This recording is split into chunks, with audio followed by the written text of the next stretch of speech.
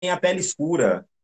Porque, porque no mundo atual, globalizado, né, nesse tal devir negro do mundo, né, também as pessoas de peles claras se tornam negrificadas, se tornam subjugadas. Então, esse ao meu entendimento, é o coração desse conceito de devir negro do mundo. Mbembe visualiza isso no mundo neoliberal, né, dos tempos contemporâneos nosso, né? Ele vislumbra isso. Olha, não é que a escravidão, que o regime tenha terminado, mas parece que ele se ampliou, se modernizou, se alterou, se disfarçou de um modo em que não apenas os negros serão agora os deserdados da terra, como para citar Fanon, né? E o Mbembe utiliza os novos deserdados da terra, né? São aqueles que fazem parte do mundo atual, da classe inferior, mas não exclusivamente de pele escura ou descendente afros, mas todos aqueles que estão à margem do mundo. Bom, e aí eu passo para o meu segundo capítulo, que eu trabalho a parte do corpo e da consciência negra, porque Mbembe frisa muito isso. Olha, para criar um indivíduo negro, foram séculos de foram séculos de fomentação, de invenção, como já disse antes, dessa personalidade de um indivíduo inferior. Então, na minha dissertação, eu trabalho com essas duas facetas da violência que Mbembe traz nessa obra crítica da razão negra. Uma faceta da violência é sobre o corpo, literalmente, né? Sobre o corpo negro, sobre o corpo escuro. Então, Mbembe mostra, levanta, né? Ele é um historiador, então ele traz muitos detalhes ricos sobre como que o corpo negro foi domesticado durante o período colonial e que continua sendo hoje, né, violentado no mundo contemporâneo. Ou não é isso que a gente assiste nos noticiários dia a dia, né? Desde antes de Marielle Franco, passando por George Floyd, chegando a João Alberto, né? Chegando as violências ocorridas no Rio de Janeiro, que foram noticiadas, né? Imagino o que não é noticiado. Obrigado. Então, essa violência física que Mbembe enfatiza muito, que foi necessária para fazer com que o negro se tornasse um servil adocicado, para citar um pouco o Michel Foucault, né? Um corpo dócil que correspondesse àquilo que fosse ordenado. E a outra faceta da violência que o Mbembe traz, e que eu gosto e trabalho também, é a violência subjetiva, né, psicológica, que vem acompanhada à violência física. Ou seja, no mundo, na reflexão de Mbembe, foi necessário uma violência extrema que atingisse todos os campos desse indivíduo negrificado.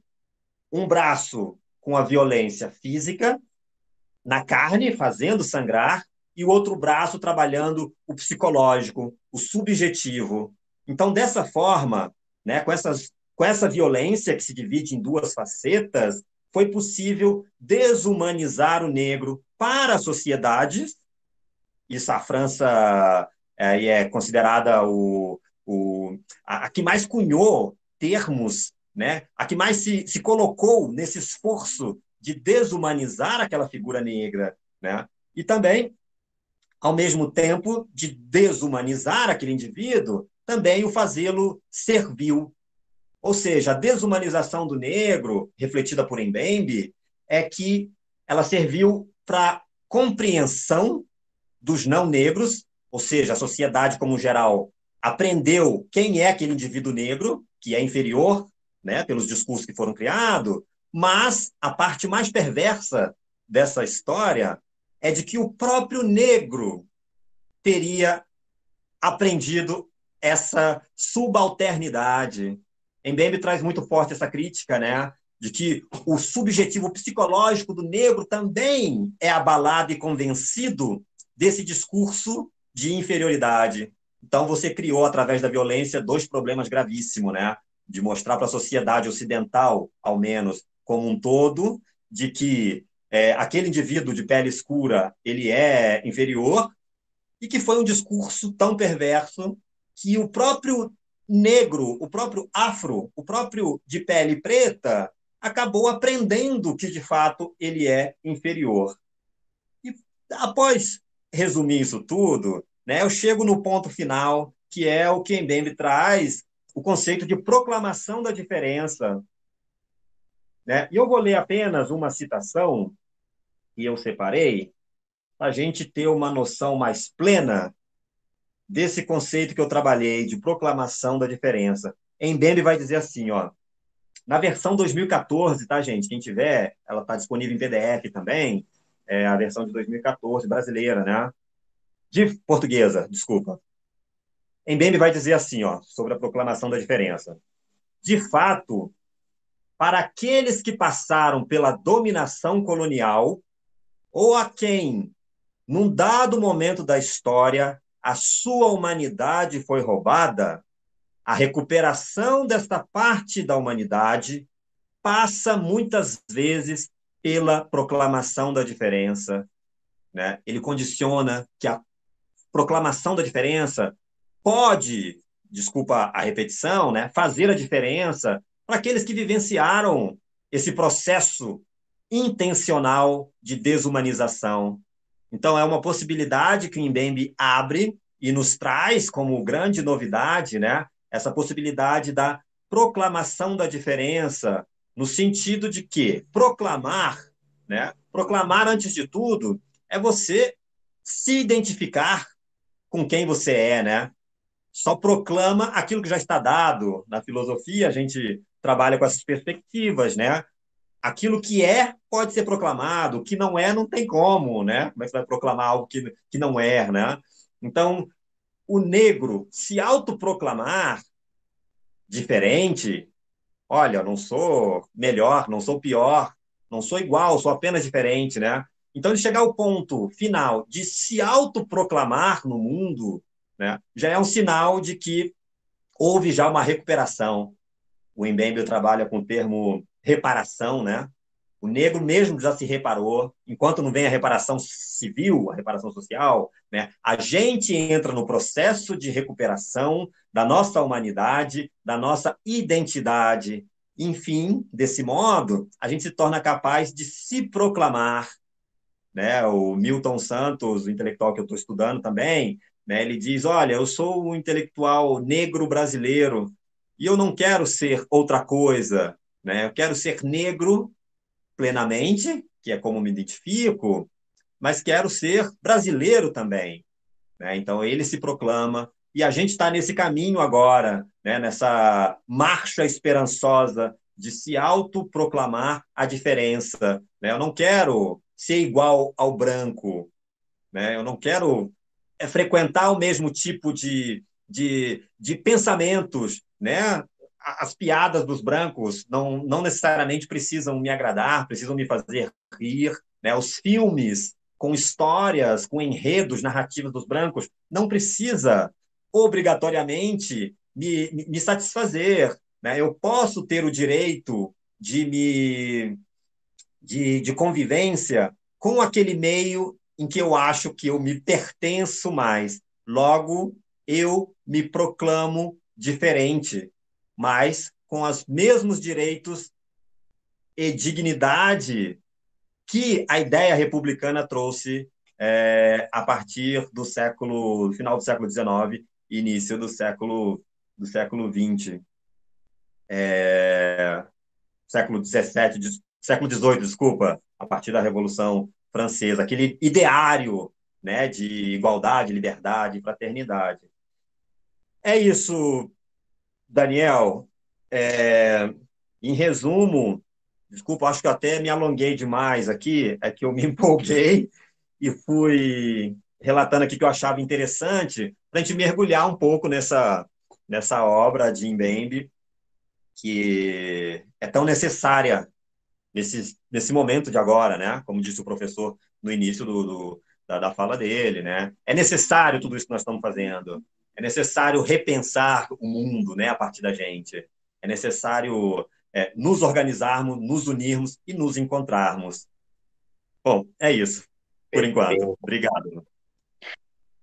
Eu que agradeço, Brunner. Muito obrigado aí pela sua fala, por contribuir, compartilhar com a gente aí a esse processo, né, de construção da sua dissertação.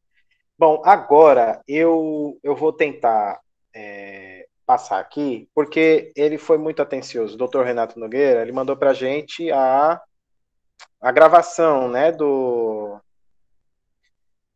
da fala dele, porque ele não pôde estar, né, ele se desculpou com todos nós, mas mandou a gravação aqui da fala dele, então eu vou tentar reproduzi-la aqui. Só um minuto.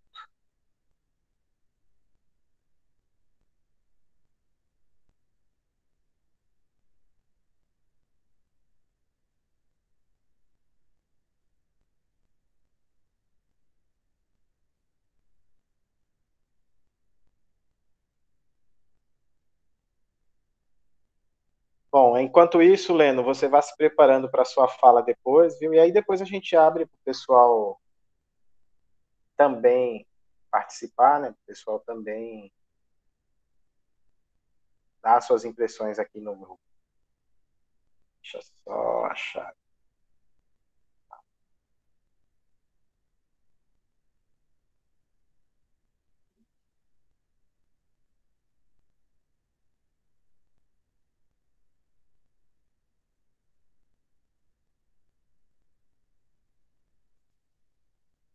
Só está sem áudio, Daniel. Tá sem áudio? Deixa eu tentar arrumar. Tá só a imagem. Bom, aqui para mim tá saindo o áudio. Ah, tá. Entendi. Eu preciso ligar o microfone aqui também.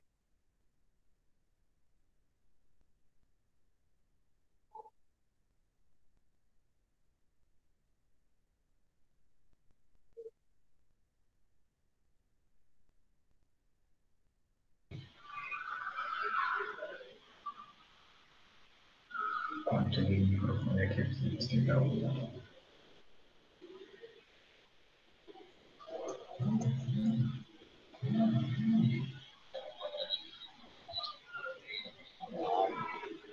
Federal do Sergipe, aqui em Faria Nogueira, sou professor da Universidade Federal Rural do Rio de Janeiro, sou do LEAFRO, o LEAFRO é o NEAB, né, Núcleo de Estudos Afro-Brasileiros e Indígenas, da Universidade Federal Rural do Rio de Janeiro. Não vou poder estar no mesmo horário com vocês, por outros compromissos, e se for possível, quero passar no final do evento, não posso garantir, mas posso garantir que estou muito feliz. Brunner Alves me orientando, né? Fez mestrado comigo, agora vai começar um doutorado, ele fez mestrado comigo, um ano de mestrado. Ele tem um trabalho sobre aquele bebê que foi muito bem qualificado, sua defesa. E falar um pouco do LEAFRO. O LEAFRO foi fundado em 2006, né? O LEAFRO começa um processo em 2006. Eu fui um dos coordenadores do LEAFRO, já fui coordenador do LEAFRO, um laboratório, né, que reúne grupos de pesquisa, né, onde os temas das relações étnico-raciais é o eixo. Além dos temas de relações étnico-raciais, as relações raciais, racismo antinegro, racismo anti-indígena também é presente. Eles também têm os debates do feminismo negro no NEAB. É um grupo, né, que articula, né, vamos dizer, o NEAB é um núcleo de estudos, né, que é um laboratório, formato de laboratório natural, laboratório com portaria, né, sem FG, mas tem portaria.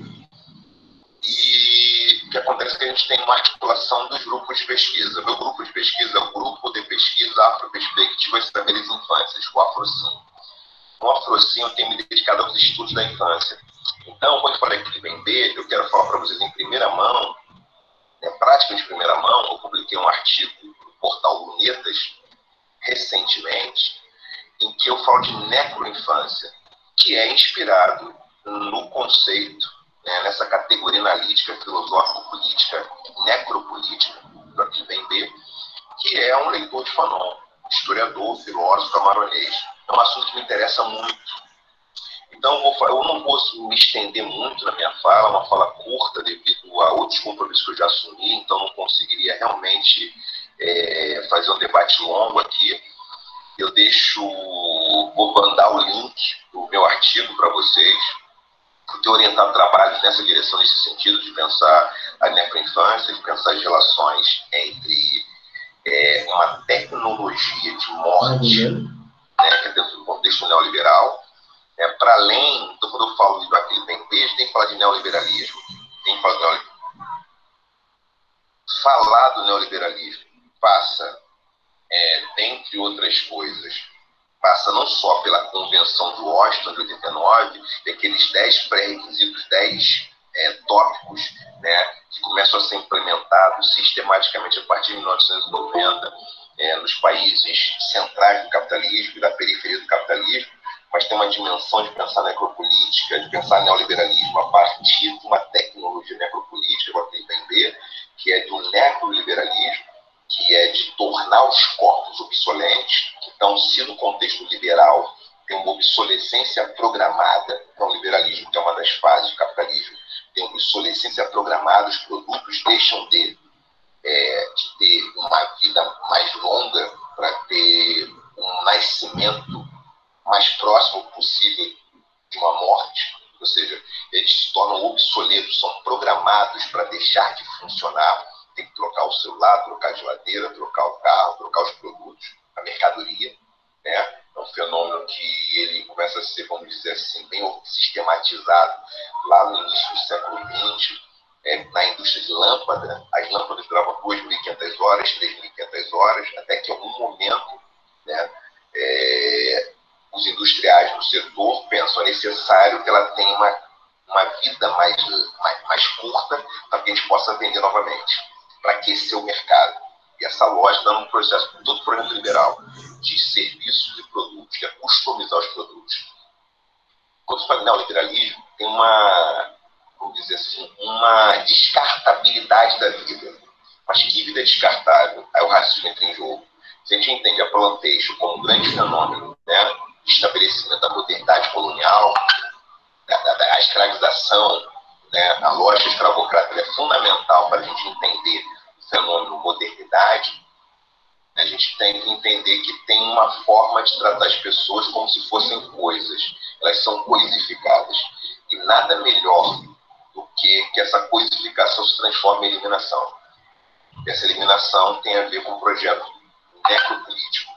E necroinfância tem a ver com essa ideia de destituir as crianças negras de infância. Quando você destitui uma criança negra de infância, você vê a felicidade seja assassinada, que não se tenha luto por ela. Tudo bem? Então, a gente tem um código, né? O Código de Menores, que foi estabelecido em 1927, 3 anos depois do Dia das Crianças ser oficial, foi estabelecido no dia 12 de outubro de 1927, o Código de Menores, depois de um evento bárbaro, que foi um menino de 12 anos preso com homens adultos, que é violentado. E aí o Estado brasileiro ele vai criar uma legislação, Código de Menores. Quem são os menores? São algumas crianças e jovens que não têm uma família estruturada. E aí a leitura que o Estado brasileiro faz são as crianças negras. E as crianças negras, ao serem chamadas de menores, deixam de ter infância. É o que torna possível que Miguel Otávio tenha sido assassinado em 2020, em Pernambuco, lá em Recife. Uma mulher deixou que ele subisse por um andar sozinho. Ela não protegeu. A infância é uma categoria protetiva. Então, acho que o que a gente está em jogo hoje, os NEAPs, de alguma forma, é a gente ter o poder de articulação, de mobilização dos grupos de pesquisa para que os nossos trabalhos possam dar suporte para práticas políticas. De alguma forma, não tem como não existe conhecimento sem implicação epistemológica e política. Isso sem entrar no mito de que a educação é responsável pela salvação da sociedade. Não. A educação é uma instância, né? As instâncias do campo educativo, como escola, universidade, elas são instituições como outras quaisquer. Mas não podemos dizer que elas são responsáveis pela salvação. Isso é um absurdo. Ninguém vai dizer que os dentistas são responsáveis pela salvação da sociedade. Vai dizer que as professoras são, os professores são. Então, a gente modifica a sociedade em todos os setores, em todas as áreas, não apenas numa área. Agora, o fundamental que vários movimentos sociais, movimentos negros, eles têm dito. A gente, para modificar a sociedade, para implementar a democracia de fato, é necessário combater o racismo.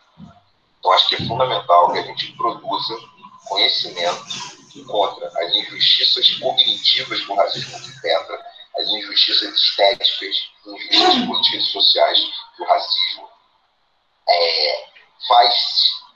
fundamenta e faz circular o circuito social que a gente vive. Então, acho que a minha mensagem é essa. Fico muito feliz com o convite, tá? Muito feliz com o convite. Daniel Christian, um abraço grande. Quando passar a pandemia, vamos nos visitar. Adoro Aracaju, Sergipe é um lugar maravilhoso, um lugar que tenho bons amigos na região. E vou fazer questão de visitar o UNEAB aí. E também, gente, quando tiver a possibilidade de você vir para cá, tá? No Rio de Janeiro, especificamente Baixada Fluminense, para a gente conversar, trocar ideia. Vamos fazer algum laço, alguma aliança. O professor Ricardo Costa está informado desse evento, ele coordena o LEAFRO atualmente. Eu acho importante que a gente faça algum tipo de parceria, né, nos consórcios NEABs, e acho que isso é um caminho. Né? A gente vê que a gente nos aproxima em matéria de pesquisa, de estudo, para que a gente possa fazer junto, para que a gente possa produzir e fazer coisas juntos e juntos. Tá? Gente, um grande abraço. Estou nas redes sociais, como Nogueira, né? Vocês podem ver, @Nogueira_oficial, né? Meu e-mail de trabalho, né? Contato Nogueira sem i, @gmail.com, e tenho publicado alguns trabalhos em campos variados, mas principalmente filosofia, política e os estudos das infâncias, né? Obviamente, com uma pauta de combate ao racismo, de enfrentamento, tá? Desse fenômeno estrutural, psicológico, que é o racismo. Obrigado, um grande abraço e até uma próxima oportunidade para a gente estar junto, né? Ou por aqui, ou presencialmente. Grande abraço.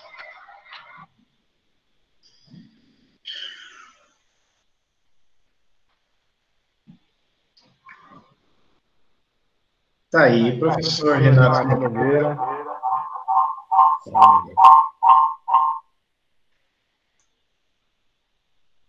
Professor Renato Nogueira fazendo a fala dele para a gente. Gostei a preocupação dele, né, mesmo ele não podendo estar, porque a gente entende a importância, né, dessa articulação, a gente entende a importância de estarmos juntos, né? Bom, então, agora eu passo a palavra para o Leno. Leno, você tinha organizado uma fala, você que estava desde o começo, aí depois a gente quer ter a oportunidade de ouvir o Danilo também, e quem mais quiser falar, né? Leno, com você a palavra, irmão. Vai lá, Malungo. Valeu, Malungo. Boa tarde a todos. Brunio Poeta Alves, acho que não errei. Seja bem-vindo, muito obrigado aí pela sua explanação. Acho que é importante, e o professor Renato reforçou aí no final da fala dele no vídeo, né, o quanto é importante esses entrelaçamentos, né, esse compartilhar e fazer junto, né, caminhar junto, pensar junto, até porque, ouvindo a sua fala, a partir da sua dissertação, vejo o quanto de questões nós temos em comum, das questões que você problematizou, né, o quanto isso é discutido aqui também, né, e aí compartilhar as respostas, né, ou as possibilidades de respostas que você encontrou com o seu trabalho. Acho que é importante compartilhar aqui com a gente também, para a gente conseguir formular, né, juntos, assim, epistemologicamente e numa prática política também, né. Bem, Daniel, eu não necessariamente organizei uma fala, né, fiquei mais de falar a partir do jogo que está sendo jogado aqui, né, e aí o professor Romero, o Bruno e o Renato já fizeram uma tabelinha aí excelente, e deixaram a bola quicando aqui para eu falar algumas coisas, e aí eu volto como a proposta aqui é o diálogo, é o mais interessante, eu volto a tabelar, principalmente com o Bruno, que é o nosso convidado, e a gente está muito curioso para ouvir, né, e mais e mais. Você achou que falou muito, mas não, a gente quer ouvir mais ainda. E assim, começando pela primeira fala que foi de Romero, né, agradeço até Romero por ter feito essa memória, né, de construção desse movimento histórico que leva a esse momento que a gente está vivendo aqui no NEABI, com esse grupo de estudo especificamente, e por inclusive ter me citado em algumas participações e projetos e tal. Eu tenho uma memória assim que é pessoal e ao mesmo tempo se entrelaça com esse movimento coletivo, né, que pelo menos o meu primeiro contato com Frantz Fanon foi a partir de um curso ministrado por Romero, em 2015, lá na sede da Baú, né, que Romero citou, e foi um evento especial, porque ele foi organizado por duas instituições, né, antirracistas daqui de Aracaju, que foi a O Negro Sergipe e a Auto-Organização de Mulheres Negras Regiane Maria. Então foi o meu primeiro contato, de lá para cá, praticamente não desgrudei mais de Romero, fui acompanhando, participando de palestras, né? Em 2016, Luiz Tiago Dantas, que fez o doutorado sobre filosofia africana, deu um curso aqui também na UFES, na Universidade, foi um marco, isso, né? O primeiro curso de filosofia africana na Universidade Federal de Sergipe, foi uma porta de entrada também que Romero ali possibilitou, mesmo contra as críticas dos seus colegas de departamento, né? Que filosofia africana não é filosofia para eles, né? O professor Renato já fala, né, que a filosofia é o bichinho de pelúcia da filosofia ocidental. E eu percebo assim que nesses últimos 5 anos também houve um grande interesse por intelectuais negros e negras, inclusive com uma grande troca de PDFs rolando em grupos de WhatsApp, que do que eu coletei, se eu li 20% é muito, porque muitas coisas foram, né? E aí a gente vai lendo mais um do que outros e tal. Então há um grande interesse coletivo por esses intelectuais, né? Houve outros eventos dentro e fora da UFES, e antes mesmo, em 2018, né, nós chegamos a fazer o Amalá Literário, né, que foi uma proposta do nosso amigo Fábio Wesley, que felizmente não está mais acompanhando, né, nesse momento as reuniões, e já era uma discussão também sobre intelectuais e tal. O próprio Severo Darcelino, né, que é um intelectual, um artista sergipano, voltou a frequentar a universidade.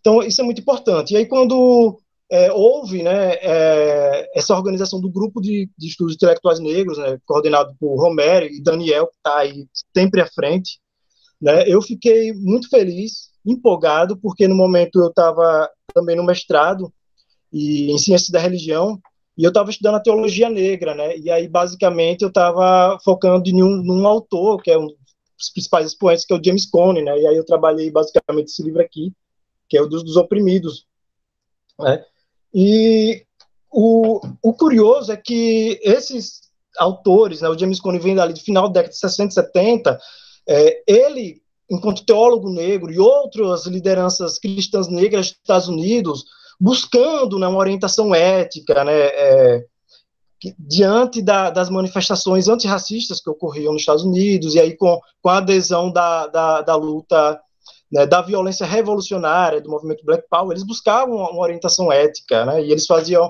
sempre uma questão dialética, né, então eles bebiam da Bíblia e tentavam beber de autores contemporâneos. E aí um dos grandes autores que influenciaram esses caras, e o James Cone, foi o Frantz Fanon, né?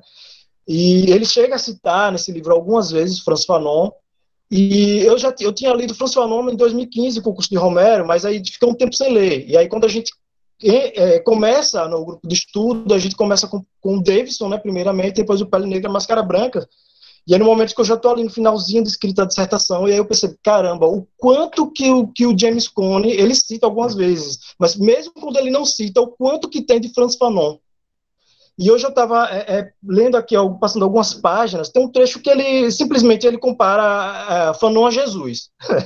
Simplesmente ele faz isso, né? Diz que a orientação ética de libertação que ele via em Jesus no século I, né, contra todo aquele poder político dos romanos e ao mesmo tempo religioso, institucional, de fariseus, saduceus, né? E ele via de uma forma muito similar à do Fanon, porque ele via que era uma ética da libertação que visava, e aí eu acho que isso já cria um diálogo com o Mbembe, né, do diálogo que o Bruno trouxe, que visavam uma libertação total da humanidade como um todo. Claro que partindo dos oprimidos.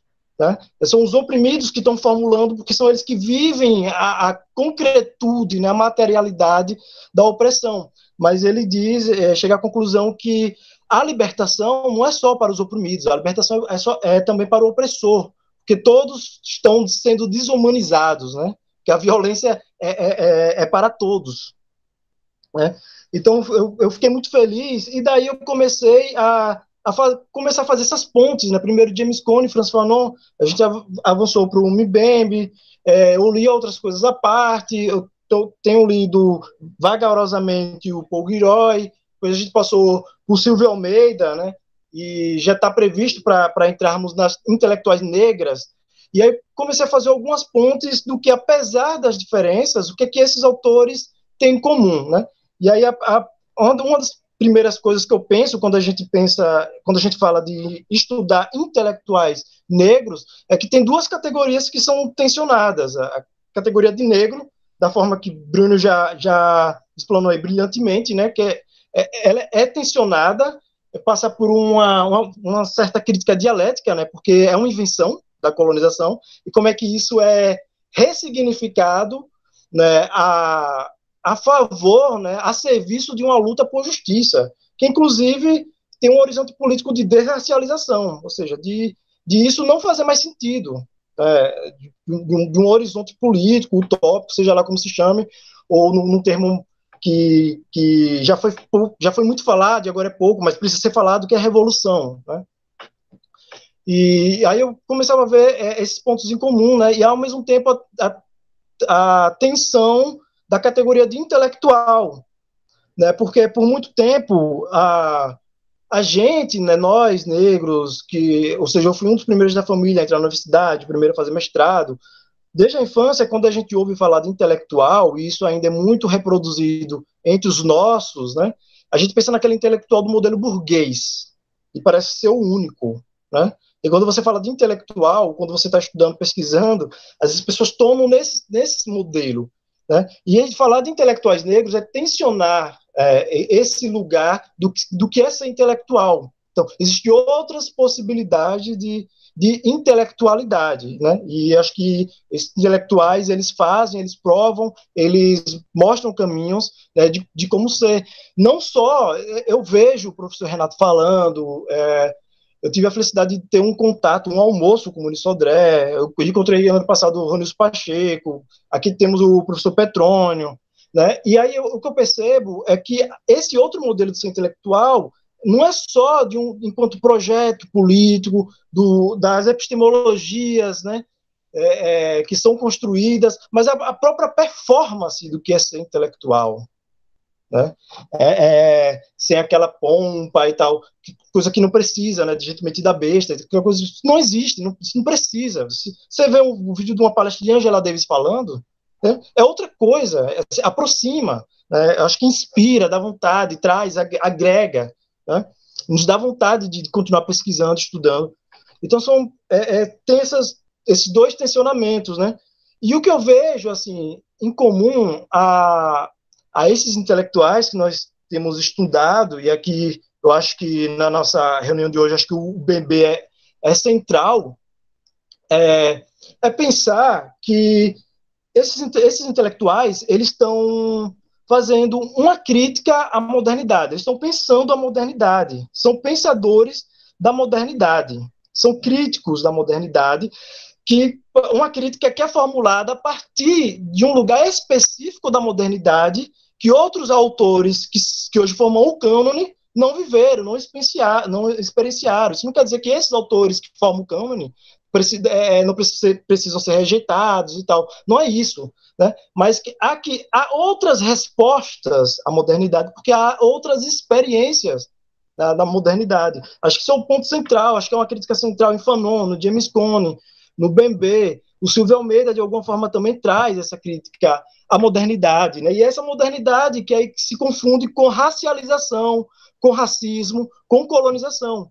E aí, no caso, eu não li ainda, infelizmente, a crítica da Razão Negra. O livro que a gente estudou no grupo foi o Sair da Grande Noite, né? Mas no Sair da Grande Noite, o Bembe, quando ele vai tratar do conceito de descolonização, né, ele fala que tem sido tratado esse conceito de uma forma meio que formal, né, de uma independência dos países, né, de uma relação uma concessão de poder da metrópole para a colônia, e acostumou-se a chamar isso de descolonização, mas eles que, até originalmente, o conceito é muito mais amplo, né, do que essa independência formal, jurídico-política, né, é uma reconstituição, de fato, do sujeito, que é isso que o Bruno falou, é uma ressignificação do negro enquanto busca de uma humanidade, que não é uma humanidade que é dada desde sempre, ela é construída, né? Tanto que ele fala que, em um capítulo específico, de escalada de humanidade.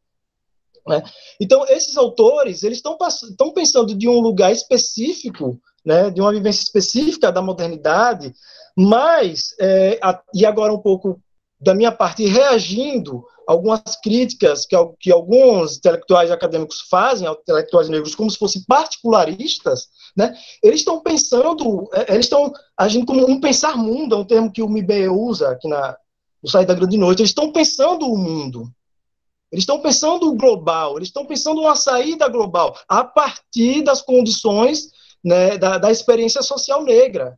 Eles estão pensando o antirracismo, mas eles estão pensando o global. Né? Mas não é eles não estão pensando uma universalidade abstrata da metafísica, dada desde sempre, ao qual você tem que se adequar, se encaixar. Não, eles estão pensando uma universalidade que só é possível a partir das particularidades, né? Uma universalidade concreta, a partir das realizações, ou melhor, das correalizações das particularidades. Né, que é algo que não existe nesse modelo de modernidade eurocêntrica, né, que nós vemos uma relação assimétrica entre centro e periferia. Então, o que eu vejo que há de comum, eu também bato sempre nessa tecla que o pensamento negro ele é heterogêneo, tem que ser falado, né? Existem intelectuais negros marxistas, existem não marxistas, existem pan-africanos, a própria negritude, isso eu ouvi o Davidson falando, né, que o próprio movimento da negritude era plural.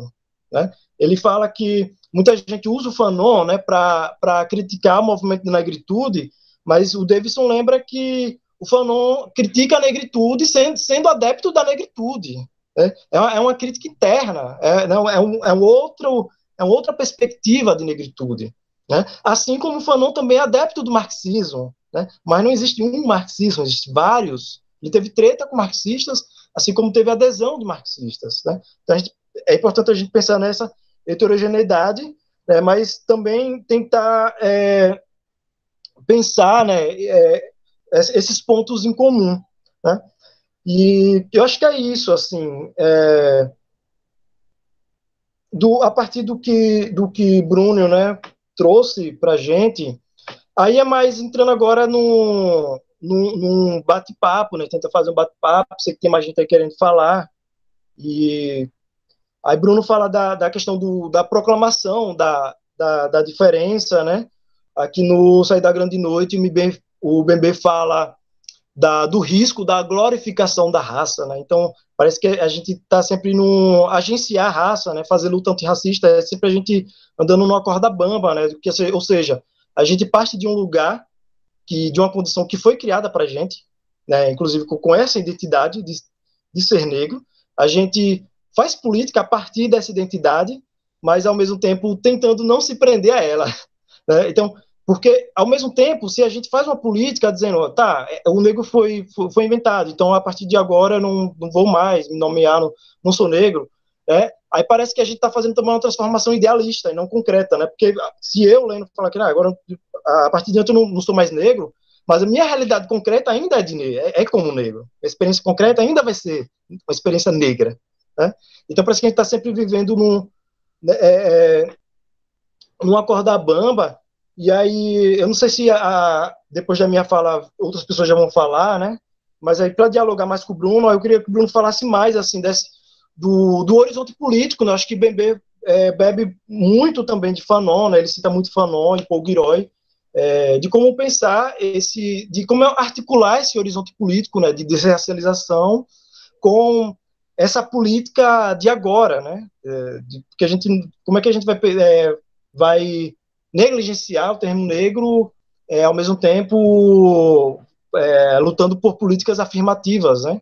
A gente viu agora a questão do fundo eleitoral, o quanto isso foi burlado, né, por políticos, candidatos brancos que se nomeavam negros e tal. Então tem todo esse dilema, né?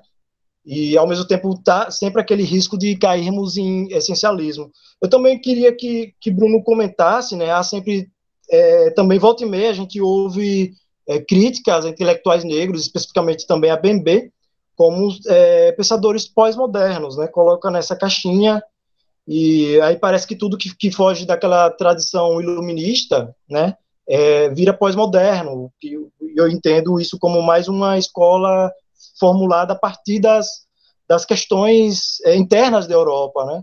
E aí como pensar assim, como é que reagir a isso, ou se é possível, se é importante, em qual perspectiva de pensamento um bebê estaria encaixado, se é possível encaixar, né? Se é importante encaixar.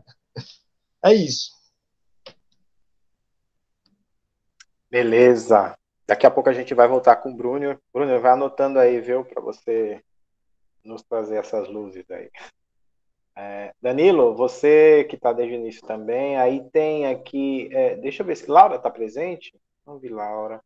Bruna Santiago, as mulheres para falar também. Então, Danilo, se você tiver algo para falar aí dessa nossa trajetória, você que nos acompanha desde o início, esteja com a palavra. Bom, boa noite, gente. Vocês estão me ouvindo? Sim. Bom, gente, então, quero agradecer a presença de Bruno aqui. Realmente foi uma fala espetacular, Bruno. E eu tenho curiosidade, já vou adiantar logo a minha pergunta. Eu vi que o professor Renato Nogueira destacou que você está no doutorado, ou está tentando doutorado, não entendi bem. Mas eu gostaria de saber qual tema você está estudando no doutorado, se você continua com Bembe, se você está aprofundando outra obra dele.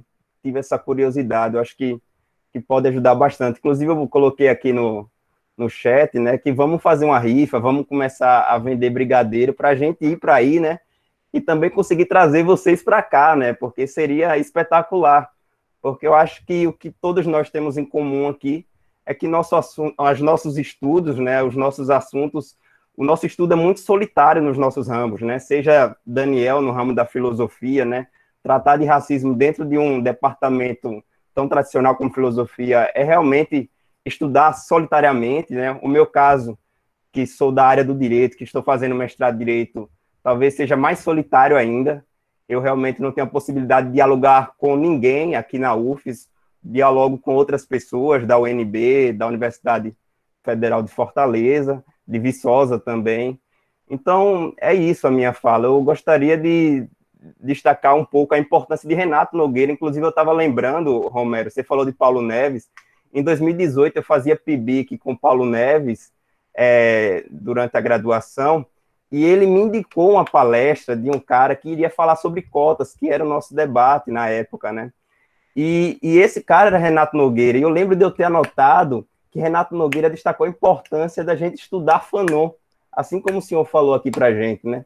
Mas, por descaso e também por outras obrigações na época, acabei não me aprofundando no estudo de Fanon e foi retomar com o nosso grupo aqui, né? Então, foi essencial essa ponte que o NEAB aqui da UFES possibilitou para mim, porque durante aquelas aulas, Romero, que eu só assisti de Neuza Santos para frente, eu não peguei as anteriores. Eu estava construindo a minha monografia, então as aulas foram essenciais para a minha monografia, para o projeto do mestrado que eu consegui entrar. E atualmente eu estou estudando, não sei se todo mundo conhece, mas eu estou estudando a obra do intelectual negro Alberto Guerreiro Ramos, principalmente a partir do momento em que ele ingressa no debate político, né? E ele é exilado em 64, então foi algo muito rápido, assim, ele ingressa no debate político em 60, e em 4 anos ele produz 5 obras incríveis, que é a Introdução Crítica à Sociologia Brasileira, que é a Redução Sociológica, que é o Problema Nacional do Brasil, a Crise do Poder no Brasil. Esse livro eu localizei em um sebo de Minas Gerais ontem. E O Mito e Verdade na Revolução Brasileira, que foi publicado há pouco tempo, né? E o Guerreiro Ramos é espetacular, Bruno. Eu escutei na sua fala vários alinhamentos com a fala de Guerreiro Ramos, né? Um autor que produziu muito na década de 50 e de 60, então dá para ver esses alinhamentos do Mbembe, né, com o pensamento de Guerreiro Ramos, principalmente porque já naquela época ele pensava em estudar o negro como lugar, ou seja, o negro como um campo da hermenêutica, que nós podemos realmente visualizar o mundo a partir de outra forma, a partir dessa visão do negro, né, a partir dessa hermenêutica negra que ele chamava. Ele destacava também a importância da gente ter uma sociologia autêntica, né, uma sociologia periférica ativa, né, que é o que ele vem chamar de sociologia em mangas de camisa, e que Paulo Freire é um grande leitor de Guerreiro Ramos, ou seja, como a partir da sociologia a gente pode, de certa forma, também resgatar isso que Renato Nogueira falou, né, o estudo, a academia, como também um momento ali, como uma grande manjedora de debates políticos e de transformações políticas, né, no cotidiano, realmente. E o Guerreiro Ramos pensava nisso, né, pensar como ele escrevia, o negro desde dentro, ou seja, a negritude. Ele tem um capítulo dentro da cartilha do aprendiz de sociólogo brasileiro, ou seja, dentro de uma cartilha que ele acreditava ser o básico que todos os sociólogos brasileiros deviam estudar, ele tem um capítulo chamado O Negro Desde Dentro, que ele vai falar a experiência dele no Teatro Experimental Negro com Abdias Nascimento, e ele delineia em cerca de 50 páginas, né, a importância da negritude naquela época. Infelizmente, ele é exilado em 64 e a sua obra acaba sendo esquecida, né? O Guerreiro Ramos, também formado em Direito, eu percebo que ele tem diversas discussões, né, do racismo e como o direito participa nessa solidificação do racismo na sociedade.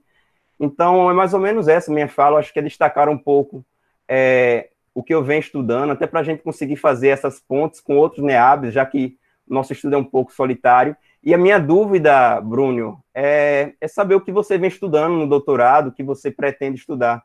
Eu acho que isso pode ajudar bastante em futuras conversas do nosso grupo com o de vocês aí. É isso, gente. Obrigado. Obrigado, Danilo.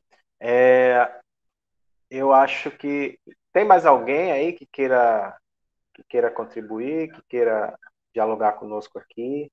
Uma mulher, porque, né, as mulheres aqui que estão... Sim, Vanessa. Diga, Vanessa.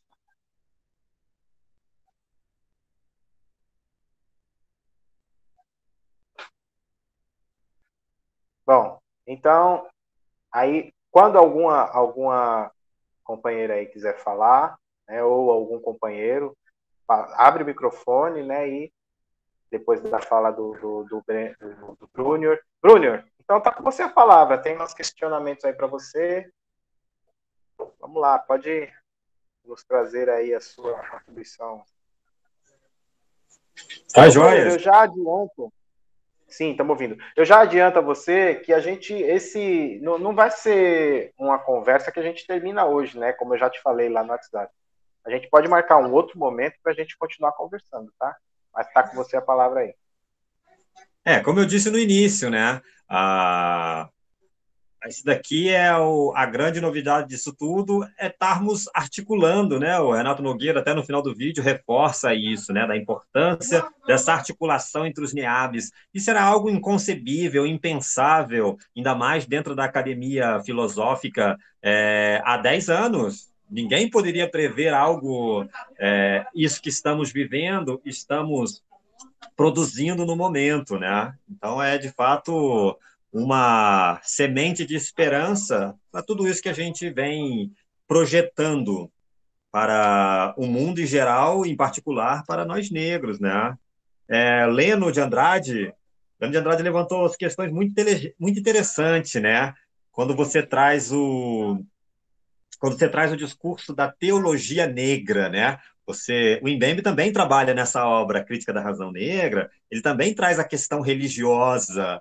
E para nós, brasileiros, né, que a religião é um tema tão sensível, não invariavelmente ambíguo também, né?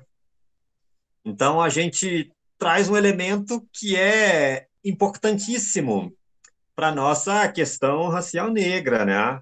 Fiquei muito interessado, anotei aqui os seus comentários, o livro é O Deus do Oprimido, né? E eu não conhecia esse autor. Tá vendo como é que funciona essa cumplicidade nossa, né? Essa inconfidência que estamos produzindo. E achei bem interessante mesmo você trazer essa perspectiva da teologia. Eu estudei teologia por 3 anos, depois abandonei. Então, dentro dos meus estudos de relações internacionais, de filosofia agora, né, eu sempre trouxe essa abordagem também da questão negra, e Mbembe retraz ela, traz novamente nesse livro Crítica da Razão Negra, ele traz fazendo uma comparação assim esplêndida, magnífica, né? Ele traz o paradigma do Cristo que se doa, do Jesus Cristo que é o oprimido, mas que traz esperança, né? De uma epifania, é o termo que o Mbembe usa, né? A epifania das nações, ou seja, daquele momento há de vir que será pleno e igualitário para todos. Então, o Mbembe faz esse cruzamento, né? Que o cristianismo ele traz essa promessa, né? O judaísmo já trazia antes, né? O ano do jubileu, quando todas as dívidas serão perdoadas e a justiça será feita. Os judeus nunca fizeram, né? Nunca fizeram, nunca houve na história da humanidade, do judaísmo, esse ano jubilar, nunca houve. E o cristianismo herdou isso, mas também não conseguiu executar ainda, né? Quando é que já se realizou essa promessa da religião? Não houve ainda, né? Da ciência política também não. Se prometeu, né? Olha, se a gente equalizar isso daqui, né? Se tivermos um sistema de governo que seja bem estruturado, que seja burocrático, no bom sentido da palavra, né? A gente vai conseguir um universalismo pleno. Não se realizou. Temos visto aí a divisão da compra da vacina contra o coronavírus, né? 15% das nações, que são as mais ricas, já compraram mais da metade do que ainda está para ser produzido. Então, nem mesmo a política conseguiu cumprir essa promessa, né? Nós estamos aqui para isso, para poder efetivar essas projeções feitas pela religião, que Mbembe traz, e o Leno trouxe agora para a gente, né? Que o James Cone, né? Que o James Cone deve trazer também. Eu vou procurar esse livro para poder estudá-lo. Eu gostei muito mesmo, né? E aí você pergunta, né, sobre a perspectiva do Mbembe, do negro politicamente. Esse assunto eu tratei no capítulo 1, no subcapítulo 1.2, né? Eu falo como é que o negro, eu falo com as minhas palavras, citando algumas vezes a própria fala de Mbembe, né, com citação direta, mas nesse subcapítulo eu reflito a situação atual do negro na sociedade ocidental, a partir da crítica que Mbembe faz, né? Mbembe fala, o negro no Ocidente ele vive de forma ambígua, porque o sistema ele é racista antes de tudo. Os estados nacionais eles são racistas, eles surgem a partir da raça. O sistema das nações, né, ele surge a partir da divisão de povos. Olha, no Zimbábue, na África, é um país inferior, né? Mas eles não falam literalmente que, olha, o Zimbábue é inferior porque é africano, é composto por pessoas de pele preta. Ele não fala isso, né? Mas subentende-se isso. Olha, vocês estão localizados na África, é uma civilização menos capaz de se desenvolver tecnologicamente, por isso vocês estão um passo atrás na marcha social, na marcha civil, na caminhada, na evolução humana. É aquilo que Augusto Comte postulou ainda lá 2 séculos atrás, né?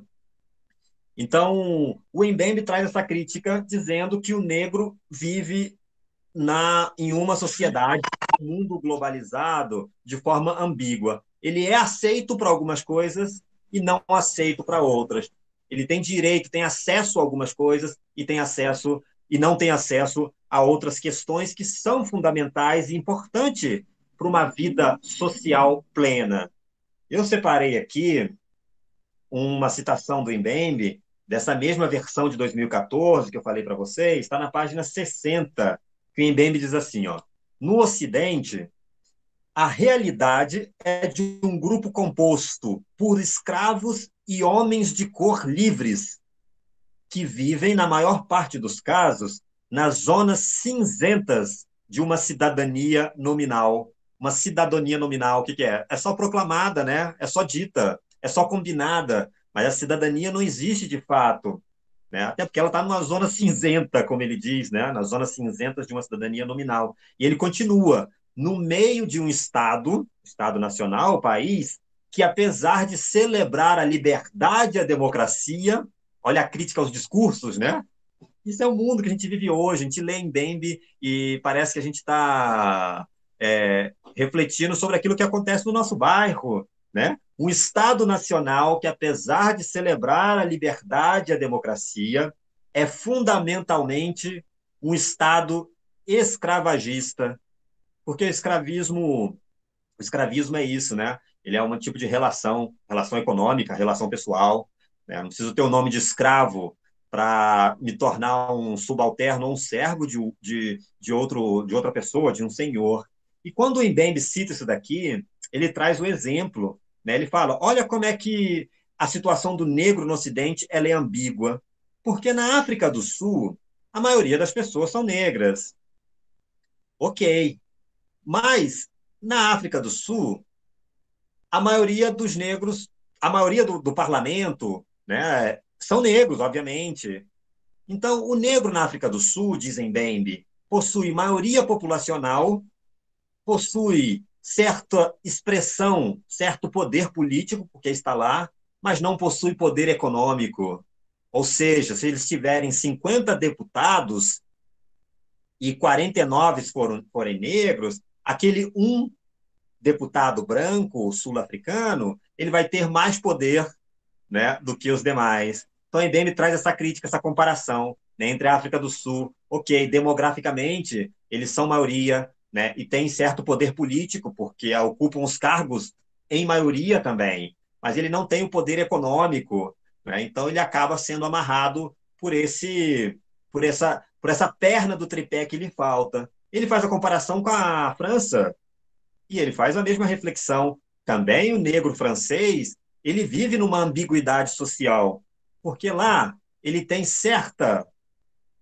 pouca participação política, pouca não está representado demograficamente, ele é a quantidade menor, né? E tem um certo acesso ao poder econômico, né? O negro francês, ou seja, ele tem menos acesso à economia do que o negro, do que o francês branco, ele é minoritário e ele tem menos participação política. E o último exemplo que Mbembe traz é dos Estados Unidos, que também, demograficamente, estão menos representados, a população muito menor, a população negra nos Estados Unidos, é uma população que tem certo acesso ao poder político e certo acesso ao poder econômico, mas não é total, não é o suficiente para emancipar o povo negro. Aí o Brunner traz essa reflexão, né, no último capítulo, nas considerações parciais, né? E no Brasil, me parece, tenho essa impressão, de que nós estamos em situação pior do que a desses outros 3 países que o Mbembe cita, porque aqui nós somos maioria, ok, demograficamente a maior população, né?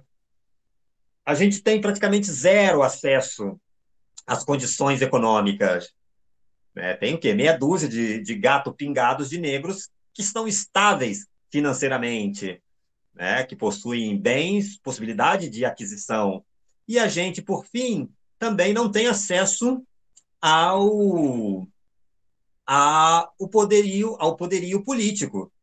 Então, no Brasil, essas são minhas considerações, né, a questão ambígua em que o negro vive na sociedade, ela parece ser a mais trágica de todas as outras, porque me parece também que a necropolítica que o Mbembe traz depois de outra situação, mas nesse Crítica da Razão Negra, ele faz essa avaliação sobre a ambiguidade civil, a ambiguidade social em que vivem os negros no Ocidente. A gente traz para o Brasil, a impressão que dá é essa, que aqui o processo de necropolítica, o processo de desumanização, o processo de negrificação foi mais intenso do que nos outros países até. Dá essa impressão pelo efeito que ele consegue atingir até os dias de hoje, né? Então, na minha reflexão, Leno, o Mbembe traz essa crítica muito necessária à questão política no Ocidente e à situação do negro, né, que é ambígua. Me estendi um pouco, vou ser mais objetivo agora para outra questão, que foi da perspectiva de Mbembe em relação à questão do conhecimento, né, a questão do saber da Europa, que sempre foi centralizado. Mbembe faz essa crítica, né? O título Crítica da Razão Negra já é uma crítica, né? Já é uma própria crítica à razão, à racionalidade europeia, que, através dessa obra, A Crítica da Razão Pura, de Kant, ele, através da... Desculpa. Através da crítica da razão pura, ele faz uma autocrítica, falando do lugar do pensador, que ele é um acadêmico, né? Ele é um acadêmico, então ele fala daquela posição de pensador crítico. Então ele faz uma autocrítica nesse sentido de que a Europa teria se apoderado do direito do saber e passou a nomear o mundo a partir da sua perspectiva. Quando se escreve uma obra chamada Crítica da Razão Pura, né, você elimina os outros tipos de razões, os outros tipos de possibilidade. Então, Mbembe traz essa discussão através do seu livro, Crítica da Razão Negra, né, porque, olha, existe uma outra questão atrás da razão pura, né? Não é somente a perspectiva europeia que existe, e ele possibilita essa nossa reflexão de hoje, né, a partir dessa desconstrução do pensamento único europeu. E ele fala isso, inclusive, no livro, né? Olha, não se trata aqui de destruir o que a Europa já construiu, não se trata de jogar o conhecimento europeu, o pensamento europeu, no bueiro. Se trata de uma grande oportunidade de descentralizar, que nunca houve, né? Os filósofos são euro-americanos, né? Os filósofos consagrados. Se você está no meio acadêmico brasileiro, agora que se começou a aceitar falar sobre pensadores não euro-americanos, agora que a gente tem essa possibilidade de fazer cursos, de fazer pós-graduações, de fazer disciplinas relacionadas a uma filosofia não europeia, não americana, né, africana e até mesmo brasileira. Então, acho que a perspectiva do Mbembe é essa, né? Mais do que uma crítica ao isolamento do pensamento europeu, mas é uma esperança de oportunidade que nós estamos passando agora. E, por fim, o Danilo Rabelo.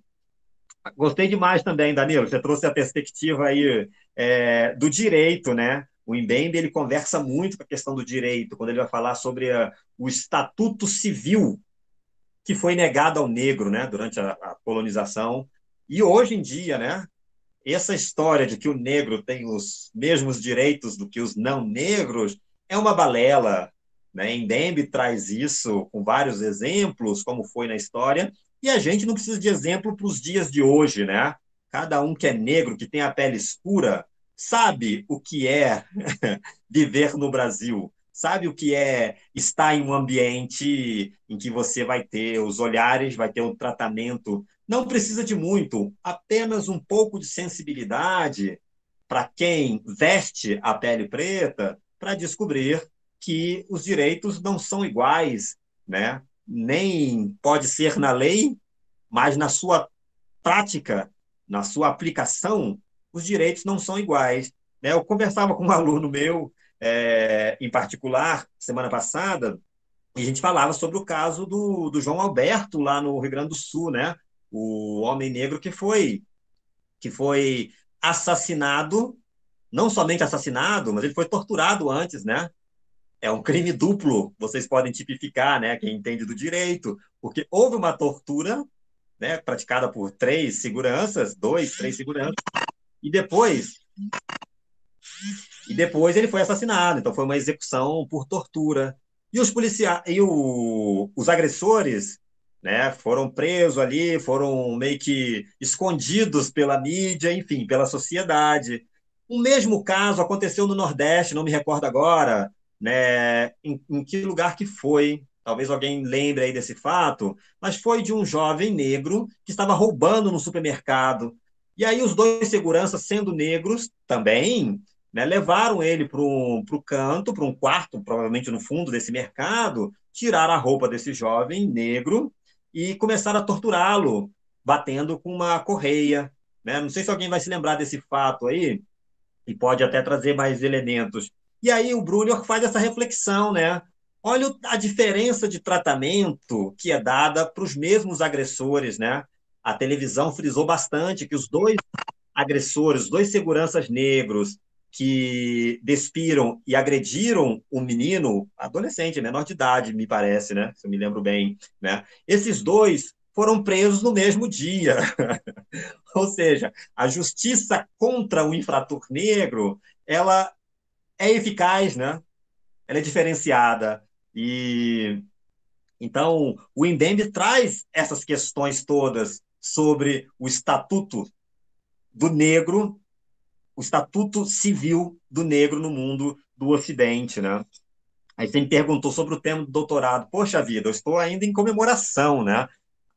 Eu fui selecionado agora, há 2 semanas, praticamente. E eu vou tratar, na verdade, o meu mestrado com o Renato Nogueira foi na Rural, né? Daqui do Rio. E agora eu vou fazer na UERJ. A UERJ, que é a primeira universidade a admitir, a implantar o sistema de cotas, né?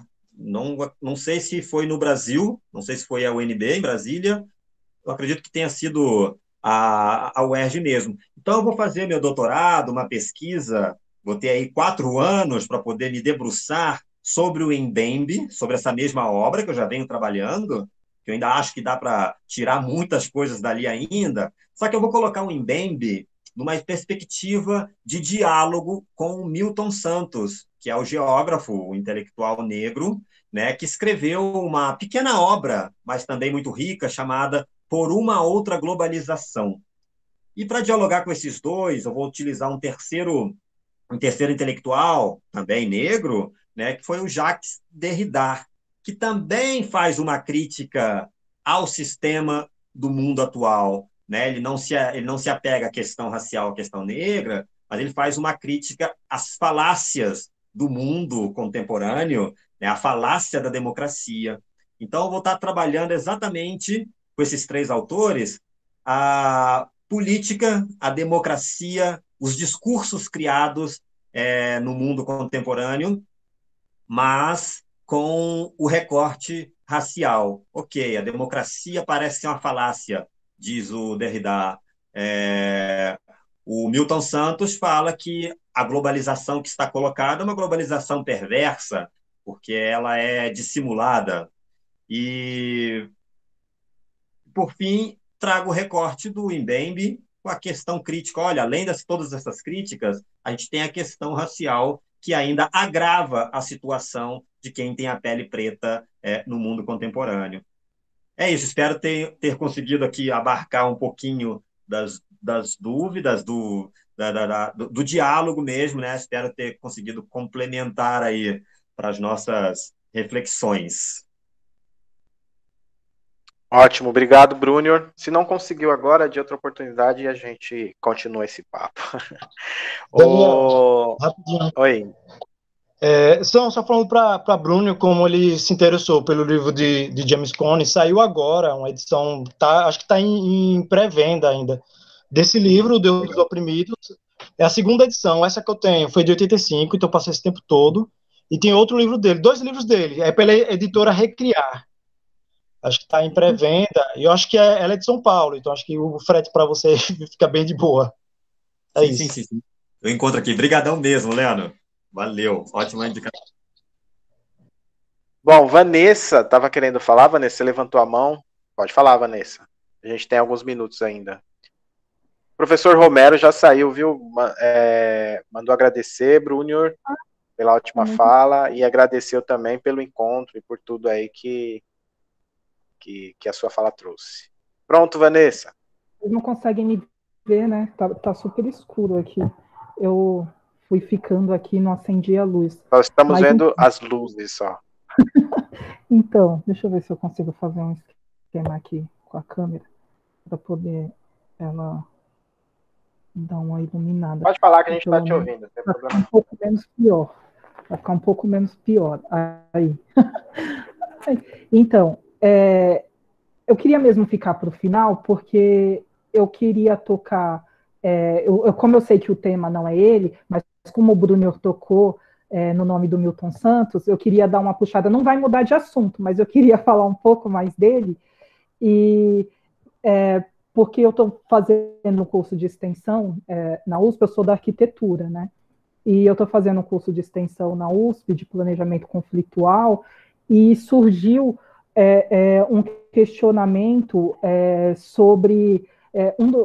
alguns professores colocaram uma questão mais ou menos assim, que discordavam de Milton Santos, porque ele fala que... enfim, ele fala da falta de planejamento, né, e nos espaços, etc., quando ele trata das questões regionais e etc. e tal.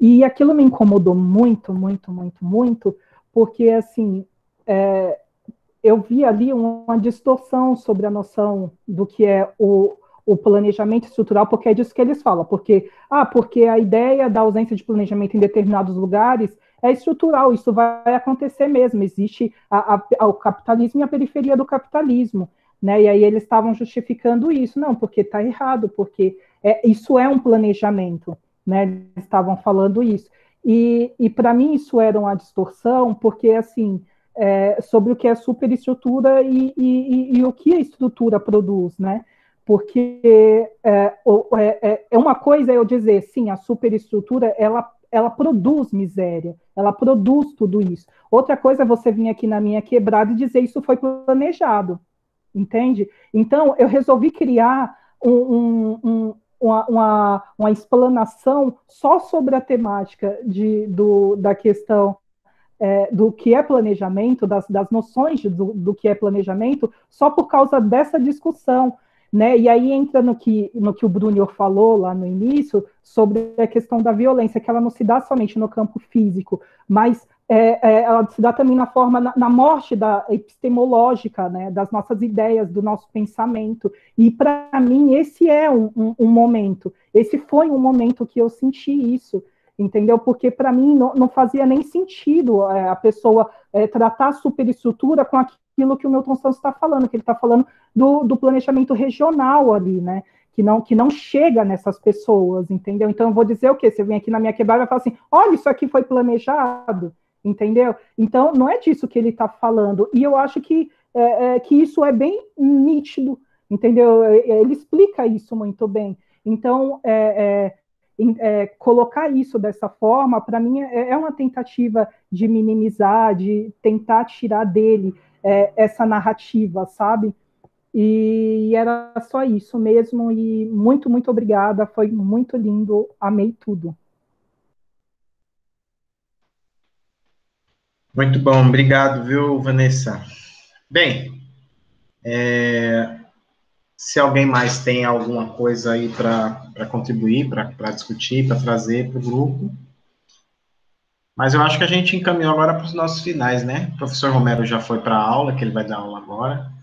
Inclusive, eu também estou lá na aula, tenho que ir também. E aí, meus amigos, podem fazer aí as suas considerações finais, né? Se alguém tem mais alguma coisa. E muito obrigado aí pela presença, Bruno. Os demais que estiveram presentes aí também, obrigado. Mesmo que não tiveram oportunidade, né, de conversar, de dialogar com a gente aqui, porque o tempo foi realmente, o tempo realmente é curto, né, para trazer tudo isso que a gente está abordando, o tempo realmente é muito escasso.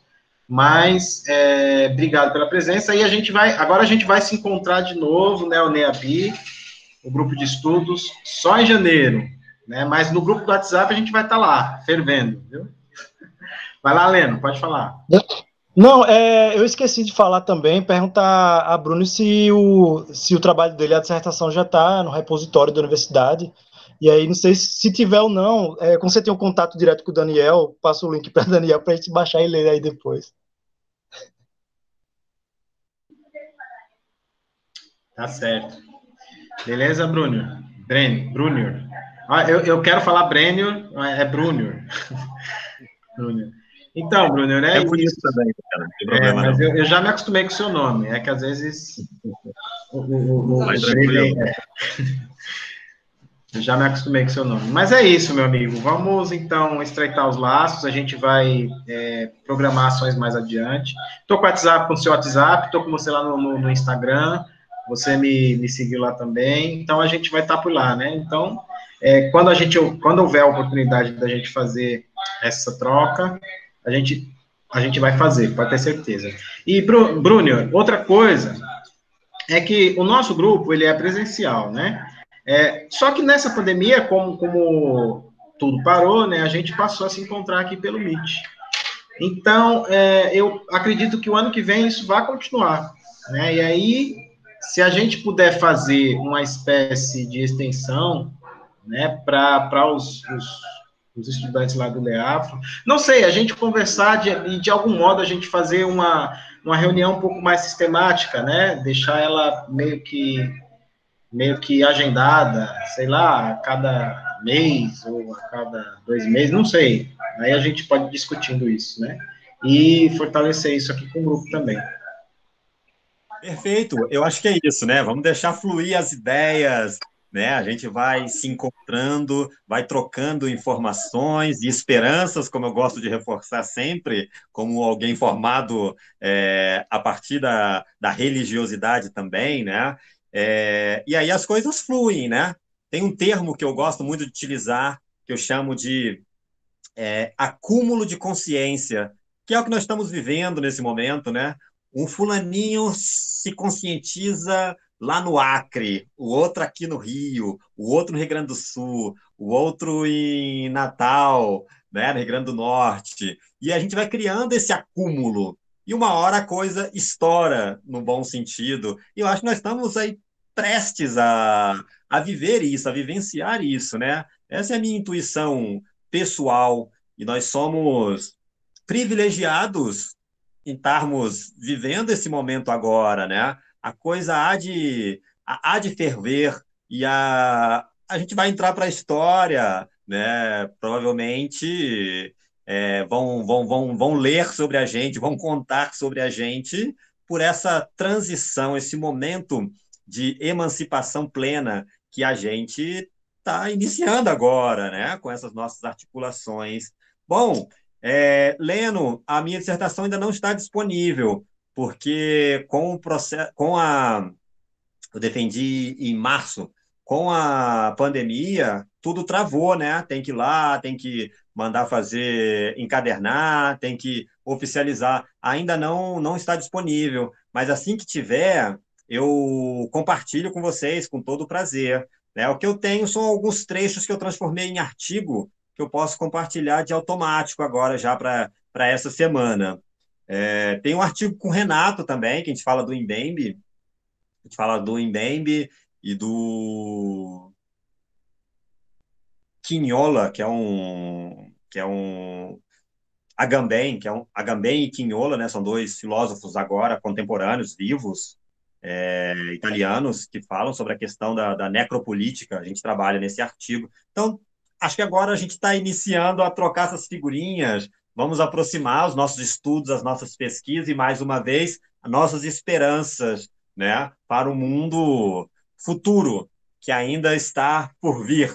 Obrigado mesmo pelo convite, NEAB de Sergipe, da Federal de Sergipe. Obrigado, Daniel. Obrigado, Leno. Obrigado, Romério, que já saiu. Obrigado, Danilo, também, acho que já saiu. Todos que participaram, assim, diretamente, né, que trocaram ideias, e todos os demais que passaram, que também acho que já saíram, mas puderam contribuir, mesmo sem comentar, né? Você está presente, já é uma contribuição fantástica. Eu achei o grupo uma quantidade de gente muito significativa, né? Em plena pandemia, plena quinta-feira, quarta-feira, né? Véspera de jogo de futebol, daqui a pouco começa, né? As pessoas tirarem tempo para se conectar e ficaram conectados até agora, né? Até as conclusões. Isso é o combustível, né? É disso que eu estou falando, né? Que é algo que está apenas começando, algo que a gente ainda está inaugurando para esse início de século XXI. Obrigado mesmo e parabéns pela articulação, pela organização de vocês, e contem comigo aí para esses próximos projetos a partir de janeiro. O que vocês bolarem aí, podem contar comigo, até pós-pandemia. Iria com todo o prazer aí para conhecer o estado. Eu não conheço, só cheguei até a Bahia, né? Mas seria uma grande satisfação poder participar até presencialmente mesmo, tá bom? Super abraço, obrigado pelo convite mais uma vez, parabéns a todos e todas por essa realização inicial. Muito obrigado, Brunner. E aos demais, obrigado a vocês, viu, por participarem. Gente, o ano que vem, Leno Andrade, Danilo, Vanessa, Elaine, hoje as nossas camaradas que falam tanto, né, nos outros encontros, hoje não conseguiram, né, falar, mas foi porque a gente, como o tempo que a gente tinha para fazer essa discussão era bem pouco mesmo, né, então a gente resolveu dar a palavra para o Brunner para poder conhecer, né, o que eles estão realizando lá, o que ele já realizou, né, e para a gente poder ter essa porta de entrada, né.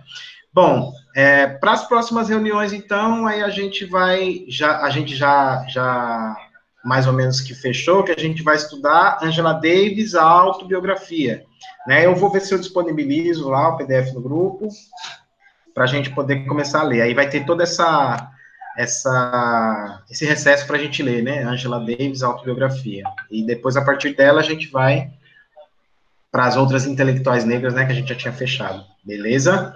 Bom, gente, então é isso por agora, obrigado aí pela participação durante o ano, obrigado aos que integraram ao grupo, né, o Wilder, a Elaine, Vanessa, a Dana, enfim, todos que fizeram a apresentação agora do Silvio Almeida. Então, eu achei que foi muito proveitoso a gente ter a leitura de outras pessoas, né, a interpretação de outras pessoas da mesma obra. Eu acho que isso enriqueceu tanto o debate, né, a gente conseguiu captar nuances, né, até na discussão, a discussão contemporânea, o que estava acontecendo no momento, foi trazido também e contextualizado na obra. Eu achei que isso foi de uma riqueza ímpar, né, para o nosso aprendizado. Então, obrigado, viu? Obrigado. Quem tiver aí alguma consideração para fazer, da minha parte é isso mesmo.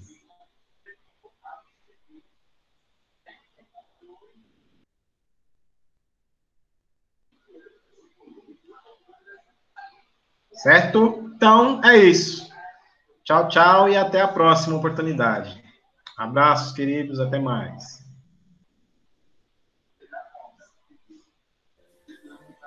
Tchau, abraços.